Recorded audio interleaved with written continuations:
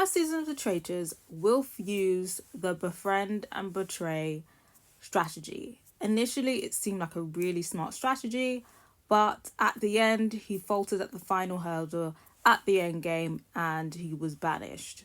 Wilf did this as a traitor, of course, and Joe did the exact same thing, but as a faithful, but the result was the same. He got banished in endgame. So I feel like this befriend and betray strategy doesn't work. And perhaps it's a strategy that people shouldn't be doing anymore.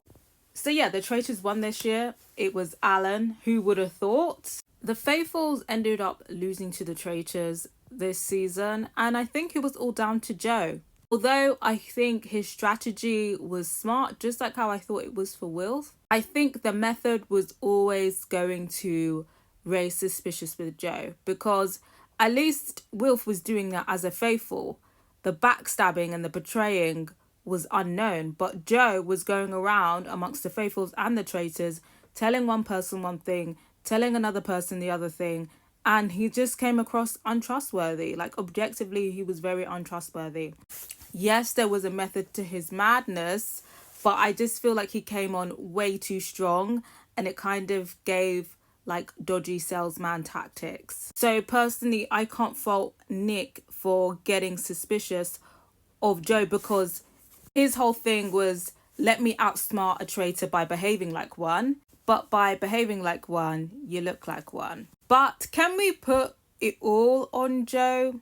I would say 50%. 50% was just idiocy, because the fact that Alan was the last traitor standing and they didn't banish him off is mind-boggling to me. I kind of get the theory is of, if they think it's Joe, then the numbers will match up, so therefore they should just end the game.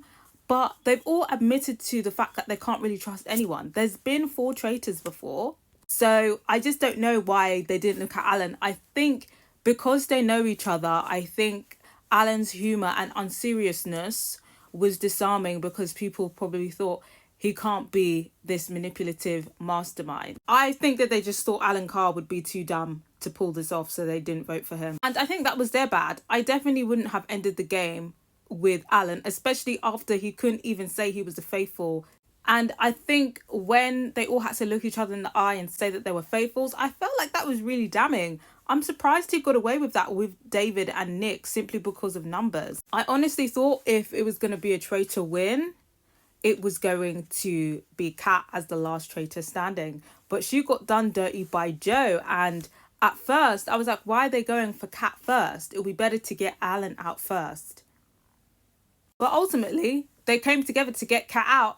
I thought Alan was going to be next clean sweep, but then they turned on Joe. Cinema. But I guess because they're playing for charity, they took the loss pretty well. And it was very much like fair game. And yes, fair game to Alan. I don't think he played a blinder, but he took advantage of the stupidness of these celebrities.